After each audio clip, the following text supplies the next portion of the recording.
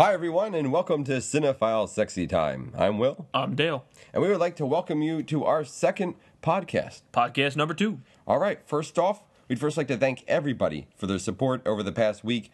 The outpour of comments and really just support has been overwhelming. So thank you. We really appreciate it. The number of likes on Facebook has been absolutely incredible, more than we expected in week number 1. It has helped us phenomenally. So thank you very much. Absolutely. Now, a little bit of an update with iTunes. Dale? Okay, we're working on building the RSS feed so that you can start downloading the podcast. It's going to take me a little bit. Hopefully we can have that done this week. But at that point, then we're waiting on Apple to finally allow us to have it downloadable through iTunes. So you're going to have to give us a week, but it should be up fairly soon. Absolutely. But in the meantime, you can go ahead and find us on YouTube. And this podcast will be available tonight on YouTube, obviously. So there are a few other ways you can also reach us by email at cinephilesexytime@gmail.com, on Facebook at facebook.com/cinephilesexytime. You can reach us by phone. 717-SEXY-BITCH. Now, that is not 888 or 800-SEXY-BITCH. That is actually a phone sex line. So please do not call. Or you can call, just don't talk about films. Or at least record it and send that conversation Absolutely. to me. And, of course, we're on YouTube now. And we are on Twitter, CP Sexy Time. You mean it. At CP At Sexy Time. CP Sexy Time, yeah. Will's not really up on the I'm internet. not used to the Twitters yet. Anyways, we're going to cut for a short music break. We will be back in just 2 minutes.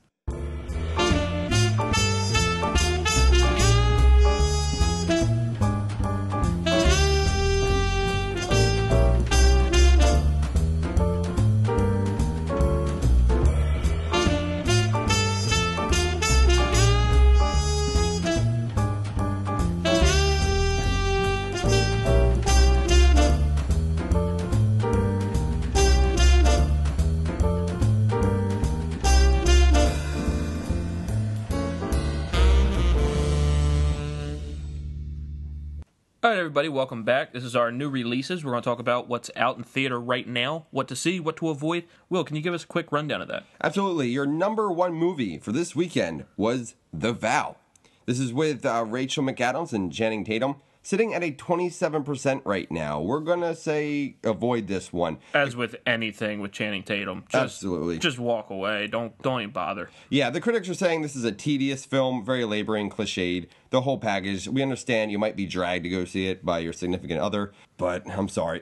Try to convince her otherwise. Absolutely. Or him. Probably her.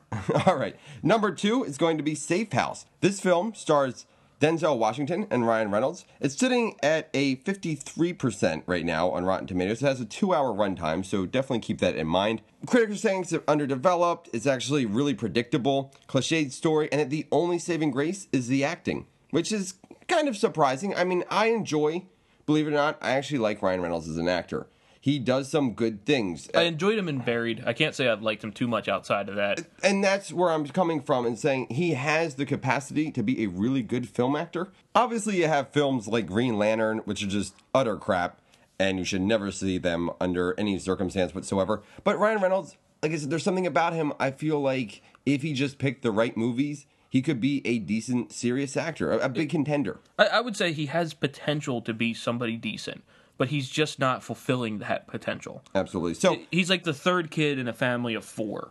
You know, he's just not quite meeting that criteria. Not quite. And you look like Dane Cook, so you got that going. That's not the best thing for you. All right, so we're going to say avoid Safe House. Don't really watch that one. All right, coming up next in the box office is Journey 2. Why they decided they needed a sequel to this, I don't understand it. And it's sitting at 51%. Now, look, that 51%, I think I can almost completely blame Dwayne "The Rock" Johnson. Unfortunately, though, he's bringing down someone like Michael Caine with him. I love Michael Caine. And in fact, I believe we touched on him a little bit in the last episode. We're both big fans of Michael Caine. He's a phenomenal actor. He just pours out some incredible movies, but occasionally he picks movies like this. He did it for the money. What can you say? That's probably pretty much what it boils down to. And critics are saying this one is juvenile. The 3D effects are completely gone to waste. Forgettable. Actually, The Rock sings "What a Wonderful World" while playing a ukulele. So if that interests you, I don't know. Yeah, and apparently just like almost every movie he's ever been in, it's just a lot of him flexing his muscles and bouncing things off his chest. I really hate Dwayne The Rock Johnson, actually. Not as much as Vin Diesel, but he's definitely up there. Yeah, I'd put him almost on par with Vin Diesel. A terrible actor. Probably because Vin Diesel doesn't even think that he's a good actor. Dwayne Johnson thinks he's a good actor. Yeah. Anyways, the writing is incredibly dumb and dull. Don't go see it. Next up, we have Star Wars Episode 1, The Phantom Menace. That was number 4. Yes, this is a re-release in 3D. How it even brought in that amount of money, I don't understand it.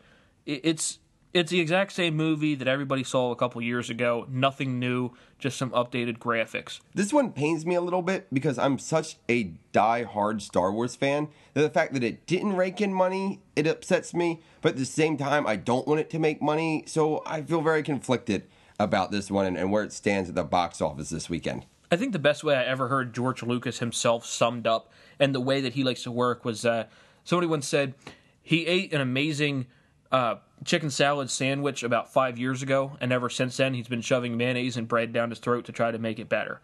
Yeah. It's all he does. He just re-releases the same thing over and over and over, and in different formats. And now you can see Jar Jar Binks in 3D. Ooh, that's a lot of fun. I understand why people hate it, but I really didn't hate it as much as everyone else did. I do believe it had a lot of expectations to meet, and those expectations were impossible to meet. So, you come in with this whole fan base here that, 30 years later, we're coming back to the series. I mean, how do you live up to the original trilogy? You're just not going to do it. But that's just it. He tried to live up to the original trilogy, and knowing that he couldn't, but in his mind he could, because, hey, guess what? He's George Lucas, and he knows what the people want. No, George, you didn't do the films on your own to begin with. Every time somebody has handed you something to do by yourself, you screw it up every single time. Yeah, and I agree with that. And I do believe that, relabeling this and pushing it to theaters again, it's just milking it. I mean, that's what it is. This is just beating a dead horse. And that's what George Lucas constantly does. He constantly finds new ways to make more money out of this series. And it pains his fans. It pains me. I want this to be good. Like re-releasing Titanic. Yeah, absolutely. Same exact movie, just re-releasing it. And now the odd thing is, if you have a 3D TV at home, like I do, you can watch these films in 3D. Your 3D flat screen will actually convert it to a 3D film. So you can come over to my house and we can watch The Phantom Menace for free. And it'll be in 3D too. Yeah, although you're going to have to bring lunch. Yeah, that is definitely a requirement. So if you're a diehard Star Wars fan and you want to relive the experience of seeing Star Wars in theater, you might want to go check it out. We're not going to see it. We know the film already. But there are pod racers, so that might be kind of cool. Of course, overall, if you happen to find yourself sitting in the theater watching this movie, just remember, it's a trap! Admiral Akbar. Well said. Well said. All right, on to number 5. Okay, we already talked about this movie last week, but it is last week's release that's sitting at number 5, The Chronicle. Again, go see this movie if you hadn't seen it. It is actually pretty good. In limited release this weekend, you have In Darkness at 86% Rotten Tomato rating, and then Rampart at 73%. Now, Dale, I think you want to talk about Rampart a little bit. Yeah, to be honest, I don't know a great deal about this film. In fact, the marketing behind this film has been a little backwards. They haven't really released much about the story or much about the plot or even the characters within it. The only thing that we really know about the film is just that it's about this ex-soldier who becomes a sheriff in a small town and eventually just tries to turn himself into a war hero in his own town. What I really want to talk about, though, is Woody Harrelson and the way that he's been promoting this film. And when I say promoting this film, I mean just whorishly shoving this film down everybody's throat in the most asshole-ish way that he possibly could. And we used to love you, Woody. Really, honest to God, we used to love you. But some of the things you're doing right now is just totally unacceptable and very diva-ish. Yeah, Woody Harrelson actually made Wesley Snipes look okay back when he did White Men Can't Jump. And I gotta be honest, I absolutely loved Woody Harrelson in Natural Born Killers. It was a lot of fun to watch, and he just seems like he would be such a cool dude, having seen some of his other interviews. But and he came back with Zombieland, too. That was kind of a big absolute blast to watch that film. Though, for him, I think, Yes. back into the big scene. It made him, a household name. But he's always just seemed like such a cool dude, and then all of a sudden he's turning into such an asshole. Yeah, and now we have actually the headline on our Facebook page, facebook.com/CinephileSexyTime. Check out the complete story on there. There's a guy who actually did an interview with him after he did an AMA interview, and then everything goes downhill. Check it out. It's actually really funny. Yeah, and send us your thoughts on it. Email us, hit us up on Twitter right there on Facebook, or give us a call, 717-SEXY-BITCH. We'd like to hear your thoughts on exactly how he's acting and just anything else you might think about Woody Harrelson. Now, on to DVD releases. All right, before we get into the releases that are coming up this Tuesday, we did actually have a Saturday release. This is very odd. Yeah, very odd, very odd. But for the movie that got released, who cares? I don't care when you release it. Nobody's going to buy it. Twilight Saga Breaking Dawn Part 1. A lot of people are going to buy it, actually. They shouldn't. If they do, they should probably go beat themselves with a shovel.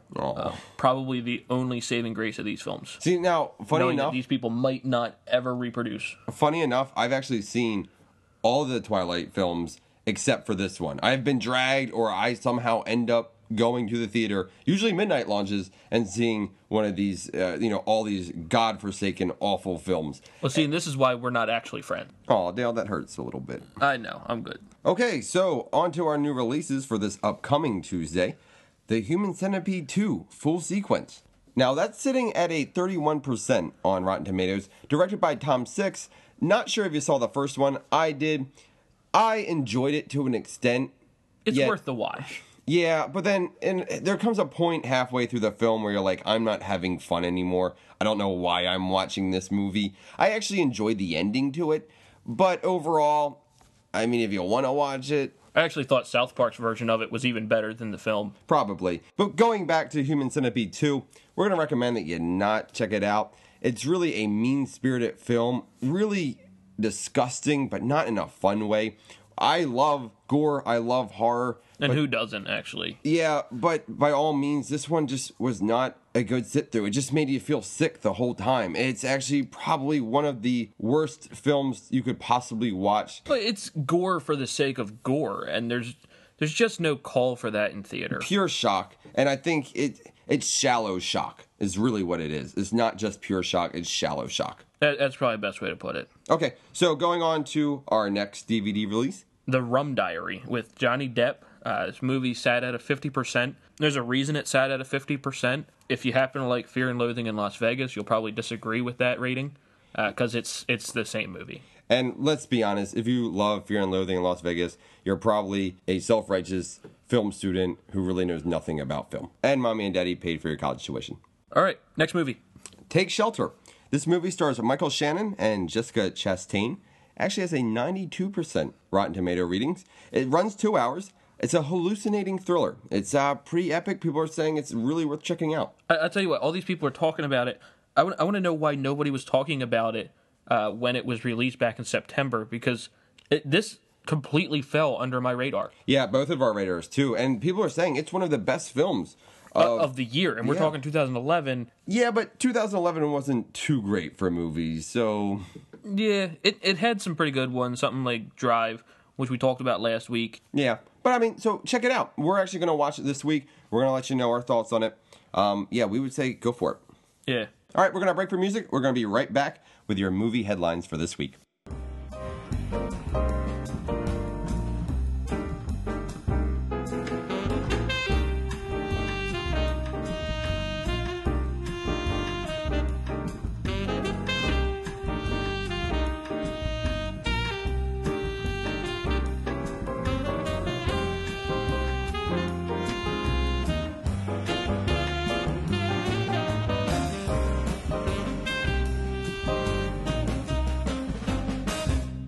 And welcome back. Next up, we have movie headlines for this week.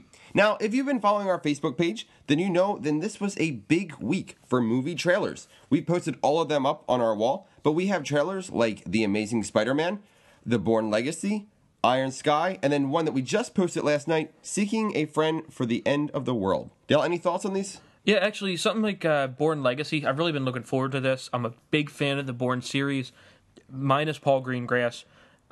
And I'm kind of glad that he's not in this one. He was the worst part. Absolutely, of he the Bourne destroyed trilogy. him. And it looks like this movie could really bring back Bourne, even without Matt Damon in it. Jeremy Renner, he's a serious contender for a big action star. He was in Mission Impossible Ghost Protocol. He was really good in that. And he's been in a few other films, of course, and all of his roles have been pretty good. Now, we're looking at The Amazing Spider-Man. Now, I'm a huge Spider-Man fan. I am huge Spider-Man fan. So I was... He is to Spider-Man as I am to Batman. Absolutely.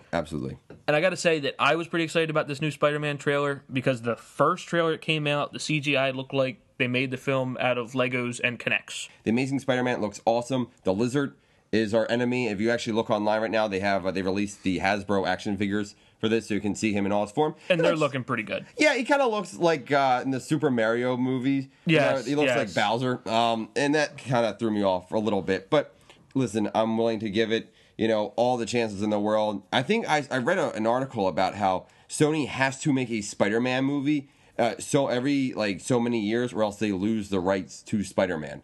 So I just thought that's kind of interesting. That's why they, started from scratch again. Next up, we're going to talk about Iron Sky. This is one I've been kind of looking forward to for a little while. I know that they were teasing the idea almost 2 years ago, and it's pretty much just Nazis on the moon. That's all you really need to know.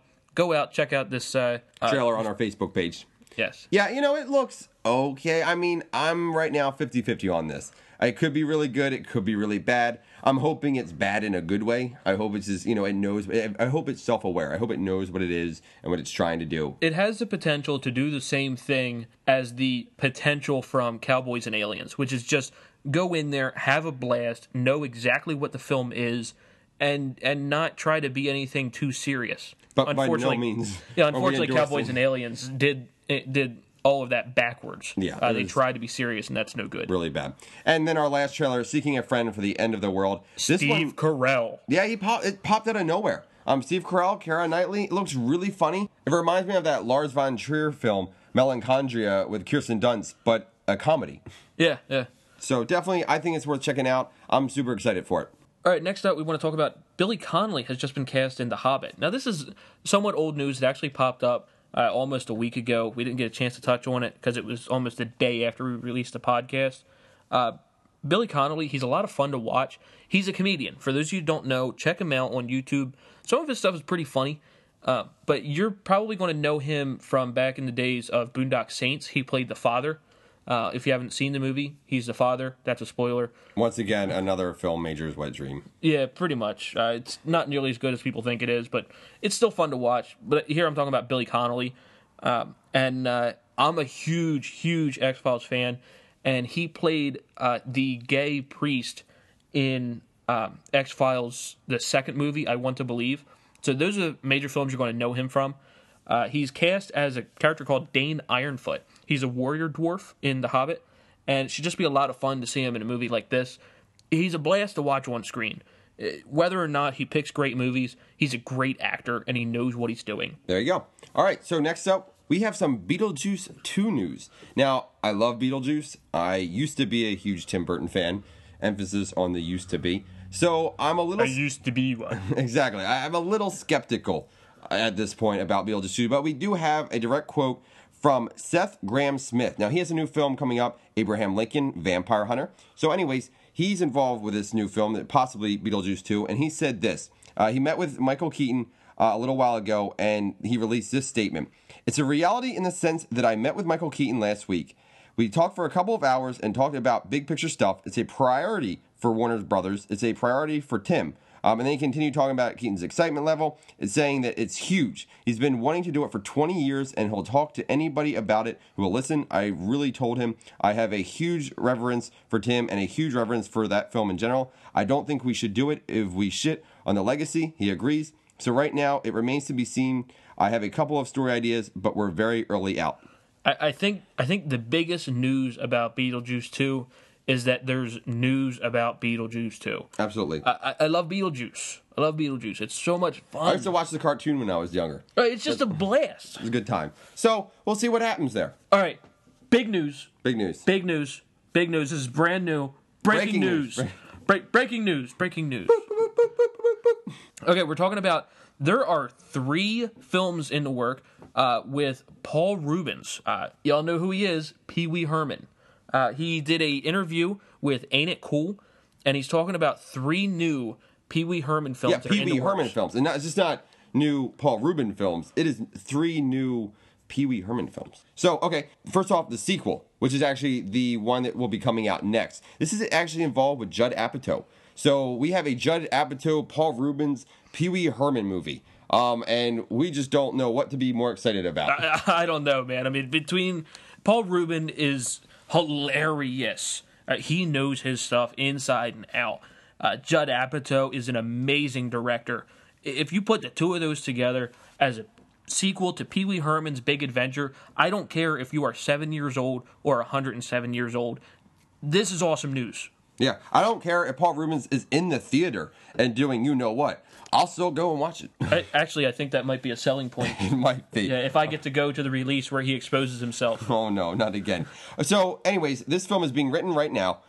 It's going to be a road picture. Now, Tim Burton is probably not involved. Paul Rubens said that Burton really isn't interested in this, so he's probably not going to be involved to any extent whatsoever. I mean, maybe a little bit here and there, but, you know, who knows? At least give him a nod, hopefully. Yeah, absolutely. So now there are two other films then behind this. Another one that we don't really know about, but then there is a third one that apparently has a darker feel to it.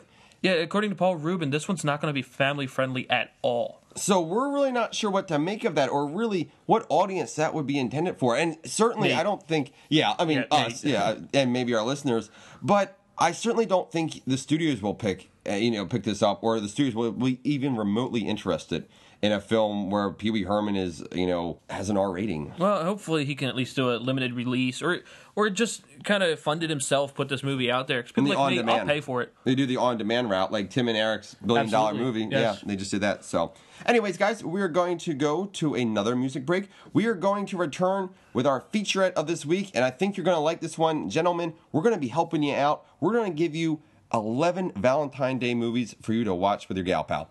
All right, we'll be right back. Come on back!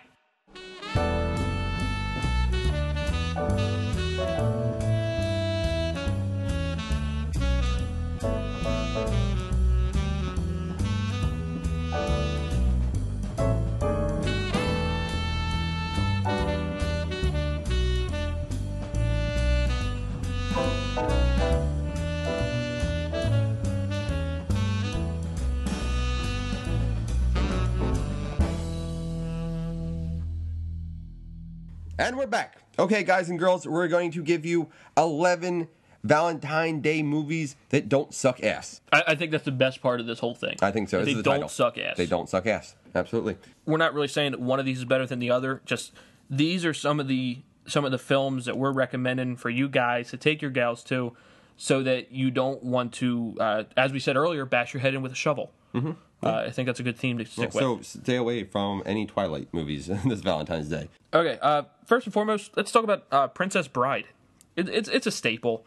I'm not going to say that it's a great film, but even for guys, it can be enjoyable in its own right. So it's one to think about. Yeah, it's a lot of fun. Something you can't go wrong with. We're going to follow that up with 500 Days of Summer. Really not a typical romantic comedy, and this stars Zooey Deschanel and Joseph Gordon-Levitt. Wow. Nah. We're not going to go into that right now. That's something for another day. However, we love it. It's a great movie. Definitely check it out. I find the humor to be very quirky, witty, kind of a hipster movie, but then again, I'm a hipster, so we enjoy it. Go see it. Let's also talk about one of the basics ones. This is one that women everywhere, they love this film. To be honest, I couldn't tell you why, but if you're going to see a film that was designed specifically for women, this is not the worst one you guys can pick. The Notebook. It's just a basic. Ryan Gosling's in it, and I have a man crush on Ryan Gosling, so... Who doesn't? Yeah, absolutely. It would actually be gay if you didn't have a man crush on Ryan Gosling. Yeah. Not that being gay is a bad thing. How about forgetting Sarah Marshall? Yes, that's actually one of my favorite romantic comedies. I don't know if it's really a romantic comedy, then again. It's just a comedy with romance elements. Yeah, it's pretty good to watch. It's funny here and there. It's a good film in general, and it's not going to be your worst pick for a Valentine's Day. Yeah, Segal's awesome. I love it, and Kristen Bell's in it, so we're going to move on. Mila Kunis. And Mila Kunis, absolutely. Yeah. So we're just going to move on. We're following up with Harold and Maude. You should definitely go see this film. Came back in, I believe it was the 70s. It involves a suicidal young man who's in his about 20s, and he falls in love with an older woman in her 80s, actually. And so... I know it sounds gross. It's really not. You should, and that's, I think, a testament to this film and how good this film is, because they take a matter that's so taboo like that, and they make it into this really heartfelt, warm movie that actually says a lot. And also, the whole score was done by Cat Stevens. So everybody loves Cat Stevens. Yeah, everyone loves Cat Stevens. And if you're going to buy this film for Tuesday, just go ahead and pick up a bottle of bubbles, too. Absolutely. Not bubble bath. Bubbles for you to blow. Yeah, just keep that in mind for later. Okay, what's next, Dale? How about Lost in Translation? Yeah. I'm a pretty big fan of Bill Murray. Who isn't? He's fun. I love my BMs. It's just a story about a guy who is kind of, he feels stuck in a relationship that's just going nowhere, and he sees this one girl that he just can't get off his mind, and just falls in love with her without even knowing her. It's a film that really captures the feel of finding someone who you don't know very well, but you really like them a lot. And and I really can't explain it, but you just gotta go see it, and then you'll know what I'm talking about. And if you've ever been to Tokyo too, this film embodies Tokyo and the bizarreness that is associated with Tokyo. It's a lot of fun. Go see it. Some people say it's a little slow. Once again, it's another film majors, fan favorite, but whatever. I'm probably going to place it as one of my favorites for something like a Valentine's Day film. It is good for both the guys and girls, but it's probably primarily a guy's movie. Yeah, it doesn't say much, yet it says a lot. Yeah. So, all right, our next movie is going to be Lars and the Real Girl, also starring Ryan Gosling and directed by Craig Gillespie. He actually did Mr. Woodcock, not that that's any good. Anyways, check this one out. It's a little different, it's a little unique, but it's once again, very heartfelt, especially for the subject matter. Check out the plot. Actually, no, don't check out the plot because you'll probably be weirded out by it. Just go rent it or download it from Netflix, wherever you can find it. It's worth it.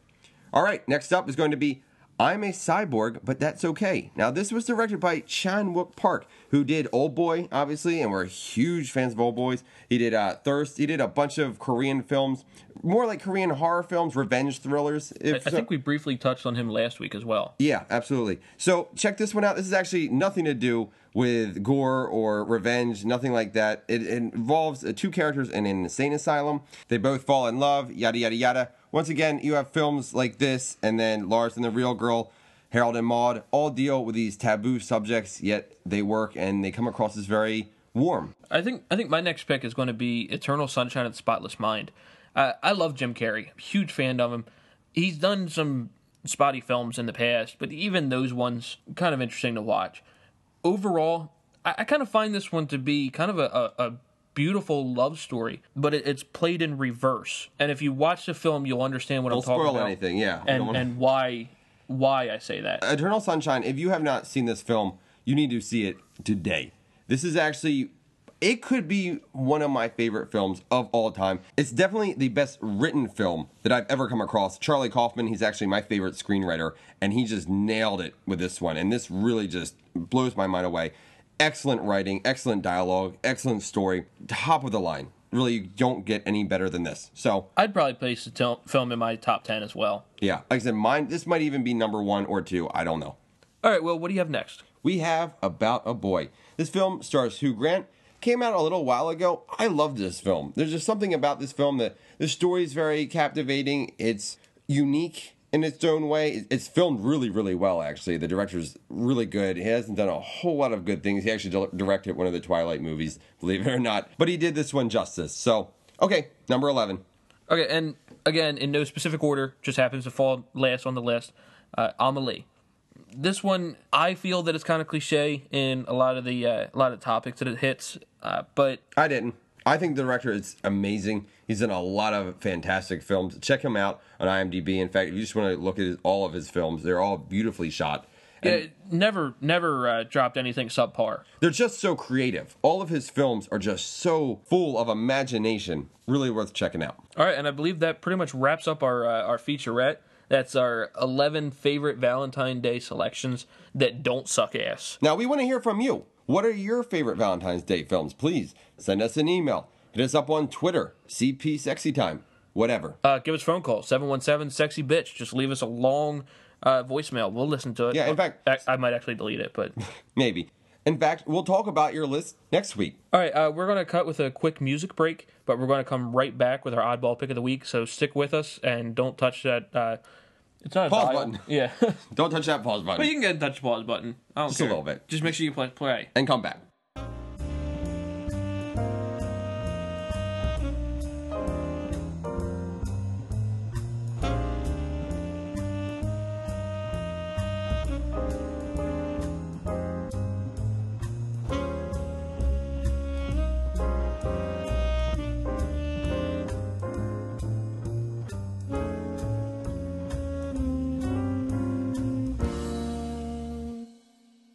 welcome back. This is our oddball pick of the week. Will, what did you pick? Okay, this one's going to be a little different. This one is entitled Bellflower. You probably didn't hear about it. Is that the Pokemon? Actually, no, I think that's Bellsprout you're thinking of. Yeah, probably. Probably. This one is entitled Bellflower.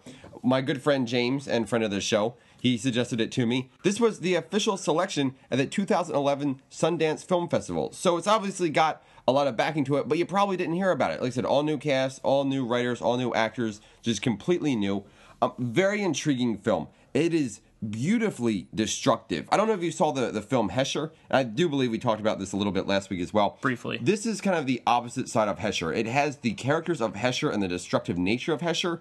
And where Hesher kind of ended on a positive note, this one just goes downhill by all means. So it's not a feel-good film by any means, but the cinematography in this is so unique and unlike anything you've ever seen before. The style, the grade of film, everything is just so infused. It's about two guys who are super destructive. They're best friends. They love blowing stuff up. They love making flamethrowers out of just pipes. Anyways, so you have these two guys, and a girl gets involved, and things kind of go downhill. And they're big fans of the film Mad Max, so they kind of replicate it. They have a car named Medusa. They talk about Lord Humongous. It's really intriguing. Now, the story, you're either going to love it or you're going to hate it.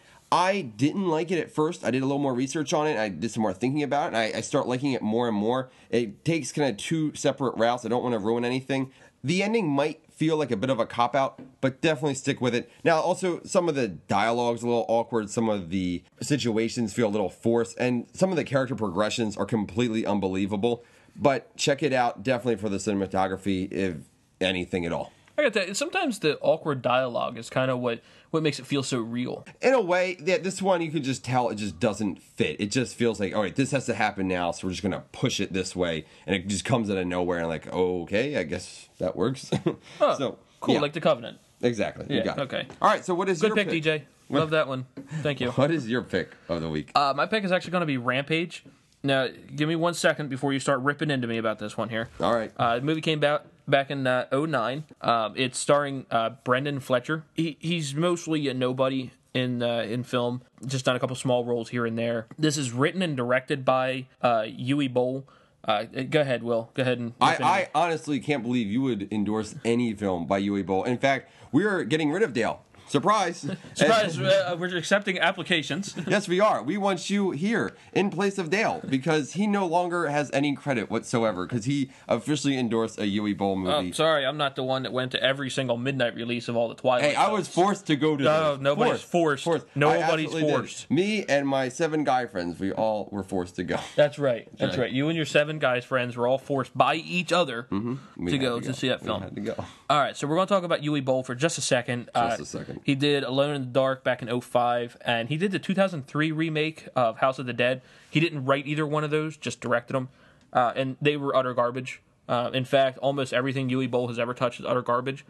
And make no mistake, I'm not saying this is a good film. This is not your top-of-the-line action film. This is what I would call a midnight action flick. It's one that you would find on FX or on USA late at night.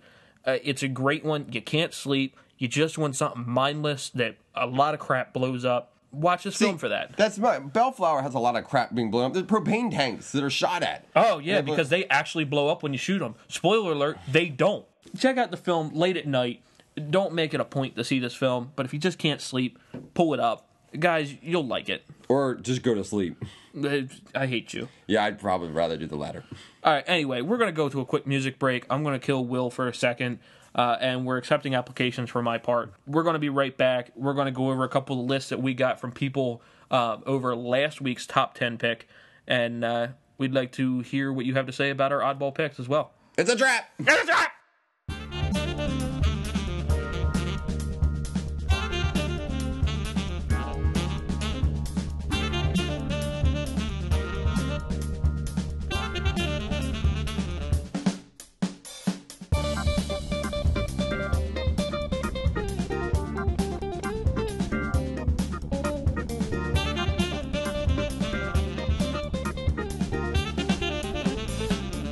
All right, everybody, welcome back. I'm glad you were able to not fall into that trap. It's a trap! It's a trap!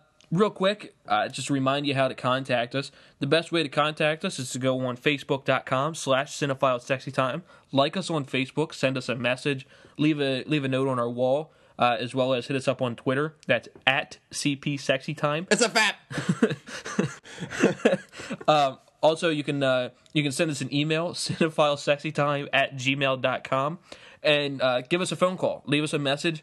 We have a Gmail voice account, and that is going to be 717-SEXY-BITCH. 717. Not 800, not 888, and it's not a 900 number. 717-SEXY-BITCH. Not 123 or 321. 717. Now, is it 518? Yeah, no, actually, I believe it's 907. I thought it was 717. Was it? I have to. You know check what, my folks? records. Give us a call, 717-SEXY-BITCH. Leave us a voicemail. Leave us a voicemail. Okay, so last week we had a list of our top 10 most overrated films, and it pissed some people off. There were a few films that people were not happy about. Obviously, we have those Dark Knight defenders, and you guys can just... You can go to hell. I was going to say leave us a voicemail, but okay, that works too. Anyways, we told you to send some of your picks for the most overrated films you've ever seen, and we've got a few good selections overall. Some people said that the Ocean's trilogy deserved to be on that list, and we certainly agree with that. Other people said the Matrix trilogy, and we can also see where you guys are coming from. I love the Matrix. I'm going to say the whole trilogy for Matrix, but the first film, I just loved it so much that it would hurt me. Physically, I would be in pain to list the first film in that list. But as a trilogy, as a whole, they absolutely deserve to go on that list. Yeah. Other people said Scarface. I thought that was a good mention. Titanic. Obviously, we figured Titanic was a little too obvious so that we didn't include it on the list. And people also said Bridesmaids was overrated. That was one film that a lot of people hated or loved. I loved it. I do not think it cannot get enough attention. I got to say, my first viewing of it, I kind of thought overrated. My second viewing, though, I loved it. Kristen Wiig's hilarious. You need to see it. Now, one person said Little Miss Sunshine should be on that list. Stop listening. Yeah, I'm sorry. We don't want you on our show anymore. No, we're joking. We're kidding. We do appreciate seriously, though. your views. But Little Miss Sunshine, no, it deserves every bit of If you didn't like Little Miss Sunshine, and make no mistake, we got 2 or 3 people that said that they didn't like Little Miss Sunshine. If you didn't like it, you didn't understand it. We're disappointed in you. I've never seen a film that could capture both. I mean, I hate this term, but it's true. The teen angst of the son, the just constantly upbeat livelihood of the young daughter, the cynical grandfather. I mean, Steve Carell. Steve Carell's word. I think that's his best character he's ever my played. favorite. But I love him playing these drama roles, these serious roles. And I feel that this was his strongest role he's ever done. And Little Miss Sunshine is just a great film that really shows how all these different characters survive in a family and how they all interact with each other. And that's why I don't think this film is deserving on this list. It's a movie about a dysfunctional family that comes together in a dysfunctional way. And I think that about wraps it up. Actually, I have a question for you, Will. Okay. The other day, I heard you talking about a film, and you said, I believe you actually mentioned something about 127 hours, and you said something about a cold opening. Exactly what is that? Why, of course, Dale. I would be happy to explain to you. Oh, gee golly gosh. What a cold opening is. A cold opening is actually a film technique of jumping into the story at the beginning of the film before the title sequence is shown. So, one of my favorite examples of this is 127 Hours. Overall, I didn't really dig the film as much as everyone else did, but it was an awesome cold opening. This guy, he's partying, he goes out into, the wilderness, he gets stuck in a cliff, and then as soon as his arm gets pinned in that rock, what do you see? 127 Hours, the title. So just a really neat device, and it's employed pretty frequently. People just don't really know what it's called. Okay. So anyways, we're going to leave you now. Once again, thank you so much for tuning in. We will have a new podcast every Sunday night. Hopefully by next week, you'll be able to find our podcast on iTunes. We will keep you posted on that. Follow us on our Facebook. Send us an email. Follow us on Twitter. All that 9 yards we already talked about. We're not going to hit on it again. Give us a call. Give us a call. Absolutely. So thanks again for all your support. Thanks for listening. And we're out. It's a wrap.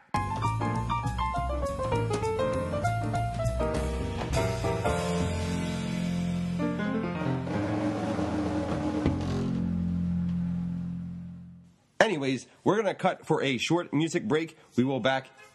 Fuck! Go fuck yourself!